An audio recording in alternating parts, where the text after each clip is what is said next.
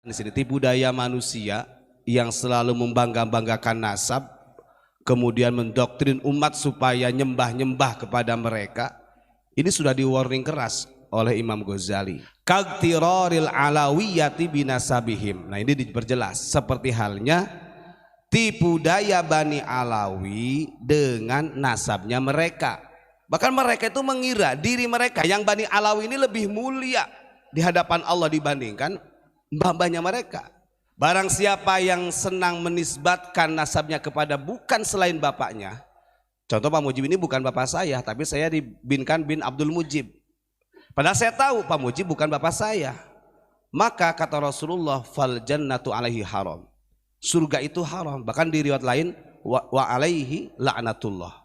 Orang yang seperti itu laknat bagi Allah. Na'udzubillahi min dzalik.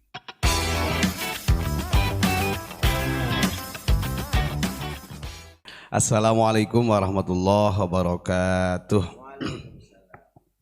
Alhamdulillahirabbil alamin. Puji syukur kepada Allah Subhanahu wa taala. Salawat dan salam juga kita haturkan kepada Nabi agung tercinta Nabi Muhammad sallallahu alaihi wasallam. Alhamdulillah pada malam hari ini kita masih berada di Lampung. Selesai safari dakwah Abu Ya Mama Ghufran Al-Bantani serta Hizib Ghufrani, yang mudah-mudahan perjalanan kita ini menjadi suatu ibadah yang dikabul oleh Allah Subhanahu wa taala. Tadi saya baca di komentarnya ada yang request suruh baca kitab Ihya mengenai tentang Bani Alawi. Sebelum saya bacakan, perlu saya jelaskan, kita sampaikan ini bukan didasari dengan kebencian, tidak. Apalagi kalau dikatakan Abu Ya Mama Ghufran itu benci kepada habaib, itu 2014 para habaib itu se-Asia Tenggara itu datang ke Malang. Jauh-jauh hari Habib Taufik Assegaf yang sekarang menjadi ketua Rabithah Alawiyah itu sebelum jadi ketua Rabithah itu udah datang duluan ke sana. Artinya kita tidak pernah membenci mereka siapapun itu, karena kita di sini menjaga ukhuwatul insaniyah, menjaga persaudaraan secara manusiawi. Tapi ketika ada sesuatu yang memang sebenarnya itu menjadi fudul, menjadi alasan mereka untuk membanggakan, kemudian mendoktrin umat dan lain sebagainya, itu beda lagi. Jangankan Abah Ghufran, Imam Ghazali juga mengkritik, begitu loh maksudnya. Bahkan yang beredar, wah itu kitab Ihya-nya palsu. Justru yang dihilangkan kalimat ini yang palsu dirubah. Kita sudah meneliti kitab ini. Gitu. Nah, Shallu ala Nabi Muhammad. Gini, saya bacakan ya. Imam Ghazali itu sangat hati-hati beliau. Saya barusan memutalaah dulu biar gak salah ya. Dengan adanya tipu daya, bukan setan di sini, tipu daya manusia yang selalu membangga-banggakan nasab, kemudian mendoktrin umat supaya nyembah-nyembah kepada mereka.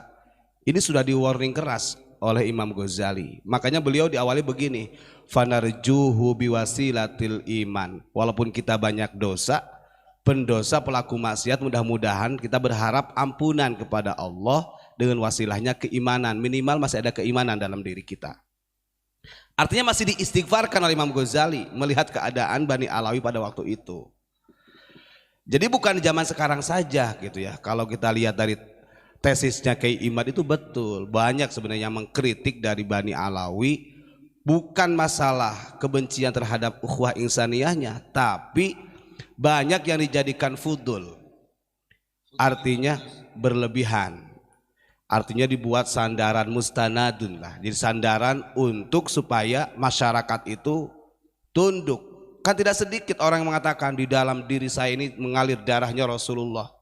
Kalau kita kaitkan, sebenarnya kalau dengan bahasa Qurratul Uyun sendiri pun itu sudah tertepis gitu kan. Nanti ya. Begini, ini kadang-kadang kan yang memframing di YouTube itu macam-macam. Wah, saya sekarang malas ikut Abu Ya Mama Ghufran. Abu Ya Mama Ghufran sudah berani menentang Habib Lutfi kan begitu. Macam-macam dimentrokan di media.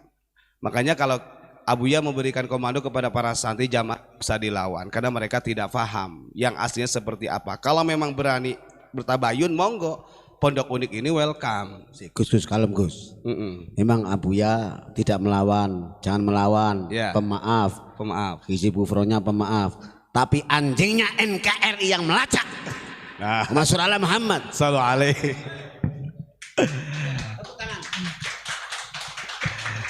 Begitu ya. Perlu saya catat, justru yang dihilangkan di jilid 3 di kitab Dzammil Ghurur yang menjelaskan tercelanya bahayanya tipu daya, itu yang dihilangkan, itu yang palsu. Maka kalau yang sudah diganti, dihilangkan, nggak akan menemukan keterangan ini gitu. Nah, ini Imam Ghazali itu menyampaikan begini. Beliau mengatakan Bismillahirrahmanirrahim. Saya baca perlahan ya. Fanarjuhu biwasilatil iman. Kami berharap, kata Imam Ghazali, mudah-mudahan Allah memaafkan kita. Mengampuni dosa-dosa kita dengan pelantara keimanan. Nah, di antara tipu daya yang bahaya itu bukan sekarang saja. Imam Ghazali abad keberapa? Abad ke-11. Abad ke-11 loh, 1000 tahun yang lalu. Beliau mengatakan warubama kana mustanadu rojaihim atamasuk bisilahi abai wa uluwi rutbatihim. Dari dulu itu sudah terjadi. Bani Alawi itu, mereka itu selalu menyandarkan harapan mereka itu dengan kebaikan-kebaikan nenek moyangnya mereka. Bahasa mereka jid-jidnya, kakek-kakeknya. Hasan Husain Rasulullah. Itu yang menjadi sandaran mereka. Bahkan wa'udu wirutbatihim, karena ketinggian martabatnya para kakek-kakeknya beliau gitu. Kakek-kakeknya orang Bani Alawi. Kagtiroril alawiyati binasabihim. Nah, ini diperjelas seperti halnya tipu daya Bani Alawi dengan nasabnya mereka. Saya ulangi lagi. Kagtiroril alawiyati binasabihim. Seperti bahayanya tipu daya Alawiyah Bani Alawi dengan nasabnya mereka. Wa mukhalafati sirati abaihim fil khaufi wat taqwa wal wara. Sementara duriyahnya, anak cucunya Bani Alawi ke sini, saya katakan bukan jidnya, bukan Hasan Husain dan Rasulullah ya. Anak turunnya yang mengatasnamakan Bani Alawi, yang membanggakan dengan nasabnya mereka, mereka berpaling tidak sesuai perjalanannya dengan bapak-bapak mereka, dengan nenek moyang mereka. Dalam hal apa? Dalam ketakwaan, dalam khauf, rasa takut kepada Allah, wal waro, dalam hal waroknya. Itu sudah mukhalafat, sudah beda jauh perjalanannya. Makanya betul kata Abu ya, yang betul-betul duriyah Kanjeng Nabi itu ya mereka yang betul-betul meneruskan jejaknya Rasul. Itu duriyah yang afsah sebenarnya. Maka janganlah membanggakan masalah duriyah itu. Kata Imam Ghazali wa mukhalafati sirati abaihim. Mereka itu bertolak belakang dengan perjalanan Sayyidina Hasan, Sayyidina Husain, bahkan Rasulullah Shallallahu alaihi wasallam. Ini Imam Ghazali, bukan Ubad Aminullah yang ngomong ya, dalam hal khauf, ketakwaan dan waro. Ya monggo lah, mau di-share kemana-mana monggo lah. Bahkan mereka itu mengakui begini, wa dhannahum annahum akramu 'alallahi min abaihim. Bahkan mereka itu mengira diri mereka yang Bani Alawi ini lebih mulia di hadapan Allah dibandingkan mbah-mbahnya mereka.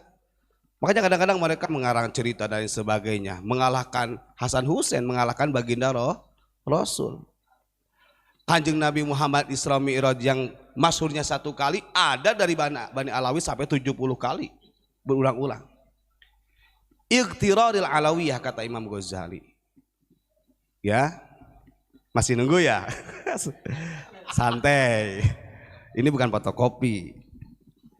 Kalau mau serang Imam Ghazali tuh di sana, di kuburannya. Dan Imam Ghazali sendiri pun beliau mengatakan bukan benci, tapi ini akan mengakar, bertransformasi yang bahaya ini. Iqtirar kayak gini, tipu daya. Ya, sekali lagi saya sampaikan, kita tidak pernah membenci kepada siapapun. Bahkan ketika 2014 se-Asia Tenggara datang ke pesantren itu dijamu luar biasa oleh Abu Yamamah Ghufran. Kenapa kok mereka itu bersandar kepada jid-jidnya lah, kepada embah-embahnya yang dibuat kekuatan mereka untuk mendoktrin umat. Id aba'uhum ma'a ghayatil wara'i wat taqwa kanu khaifin. Karena udah jelas kalau nenek moyangnya Kanjeng Nabi Muhammad, Hasan Husain, Sayyidina Ali, Fatimah, itu mereka yang betul-betul di sini ghayatul wara, orang yang sangat wara, orang yang sangat bertakwa, dekat dengan Allah. Walaupun begitu kanu khaifin, mereka masih punya rasa takut kepada Allah. Artinya martabatnya betul-betul martabat yang luar biasa. Nah, anak turunnya bagaimana? Wahum ma'a ghayatil fisqi wal fujuri aminun. Sementara anak turunnya, kata Imam Ghazali, mereka itu bukan ghayatul wara, sebalikannya ma'a ghayatil fisqi. Orang fasik. Wal fujuri, fujur itu kalau bahasa Jawanya lacut. Bahasa Indonesianya apa kalau lacut itu? Jadi orang yang jahat lah, zalim, jahat, bahasanya begitu. Itu Imam Ghazali sampai mengatakan demikian. Wa dzalika nihayatul ightirari billahi ta'ala. Itu yang disebut tipu daya, bahkan menipu Allah itu. Puncak-puncak tipu daya orang itu seperti itu, bahaya. Kalau sudah dia mensandarkan dirinya kepada nasab-nasabnya yang bagus. Makanya kan ada dalam Sahih Bukhari sering kita bacakan, hadisnya lupa ke yang keberapa ya. Manidda'a ila ghairi abihi wa huwa ya'lamu annahu ghairu abihi fal jannatu alaihi haramun. Barang siapa yang senang menisbatkan nasabnya kepada bukan selain bapaknya. Contoh Pak Mujib ini bukan bapak saya, tapi saya dibinkan bin Abdul Mujib. Padahal saya tahu Pak Mujib bukan bapak saya. Maka kata Rasulullah fal jannatu alaihi haram. Surga itu haram. Bahkan di riwayat lain wa alaihi la'natullah. Orang yang seperti itu laknat bagi Allah. Na'udzubillahi min dzalik. Betul tidak? Ya, ini Imam Ghazali ini.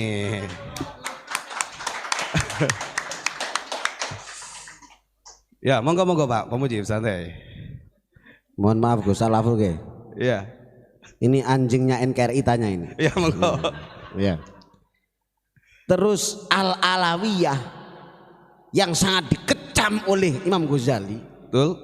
Apa kaitannya dengan Mufti Batavia Utsman bin Yahya yang termasuk pengkhianat bangsa?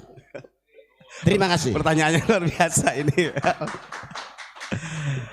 Begini, karena gini, Rabithah Alawiyah itu, ini kita sejarah ya. Habib Utsman bin Yahya, beliau diangkat sebagai mufti Batavia itu oleh pemerintahan Hindia Belanda. Ingat, pemerintahan Hindia Belanda. Waktu itu yang mengusulkan adalah orientalis yang bernama Snok.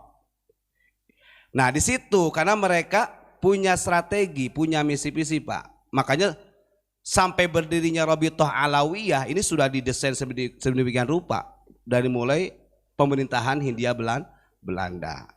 Sehingga Mufti Batavia ini punya dukungan kuat. Ini ada dalam sejarahnya yang Geger Cilegon sebenarnya.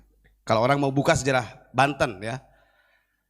Dapat dukungan kuat dari pemerintah Hindia Belanda untuk mendeklarasikan atau membuat suatu lembaga yang namanya RA yang sekarang itu Rabithah Alawiyah. Rabithah Alawiyah itu berdirinya setelah NU 2 tahun.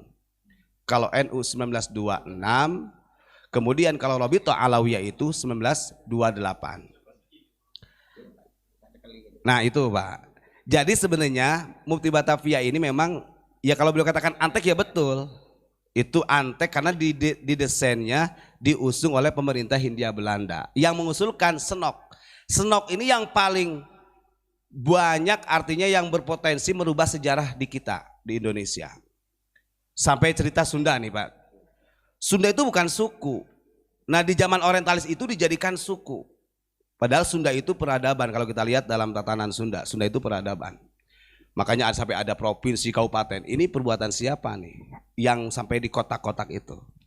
Maka campur tangannya tetap ada campur tangan pemerintahan Hindia Belanda yang pada waktu itu yang diangkatnya adalah sebagai mufti itu bukan orang Indonesia tapi imigran namanya Habib Utsman bin Yahya. Terus tanya lagi, mohon maaf, ini harus dipertegas. Robito Alawiyah sendiri Iya. itu yang mengangkat siapa, Gus? Jelas, Robito Alawiyah ini sudah jelas ya, dalam sejarah sudah, bahkan kalau kita googling itu sudah ada. Itu yang mendirikan tetap Belanda. Jadi yang mendanainya itu Belanda. Berarti ada kaitannya dengan mufti pengkhianat Utsman bin Yahya. Betul.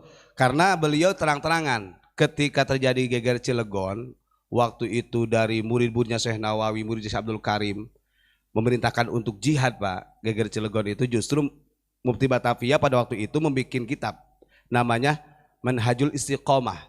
Di situ justru mereka menganggap para ulama dari murid-muridnya Syekh Abdul Karim, murid Syekh Nawawi dianggap sebagai istilahnya yang merusak tatanan gitu, dianggap musuh. Makanya akhirnya di situ mulai sadar oh ternyata Mufti Batavia ini adalah antek dari mereka. Bahkan yang mengusulkan untuk dihukum gantung, dihukum mati ulama-ulama Banten itu rekomendasi dari Mufti Batavia pada waktu itu. Gitu, Pak. Terus gini Gus, mohon maaf ya. Ini anjingnya NKRI punya analis ya. Iya. Menganalisa kenapa Krakatau itu sampai meledak. Nah gimana itu Pak, gimana? Nah, meletus. Berarti ini bagian Pak Muji, bagaimana Ya. Pak itu Pak? Gimana? Itu kalau kali melihat flashback ke Al-Quran ya. Doharul fasadu fil barri wal bahr. Tampak nyata kerusakan di darat maupun di laut. Bima kasabat aidihim, karena ulah tangan-tangan mereka. Apakah itu bisa masuk? Karena termasuk kejadian Krakatau itu akhir era 19 abad. Berarti masa-masa Mufti Batavia, masa-masa mereka Belanda yang tidak hanya menjajah tapi biadab, yang tidak punya sifat kemanusiaan. Kira-kira analogika semacam itu masuk enggak? Oh sangat masuk Pak, itu sebagai hujah betul. Oh ya, tepuk tangan dulu atuh.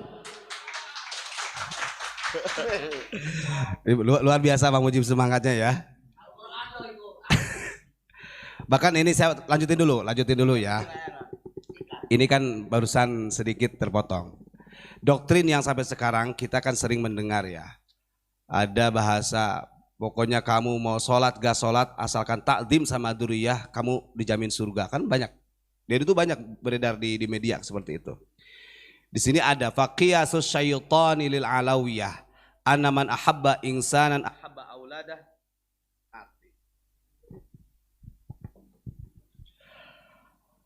Wa anna allaha qad ahabba aba'akum fayuhibbukum fala tahtajuna ila ta'ah. Nah, ini doktrinnya hebat nih.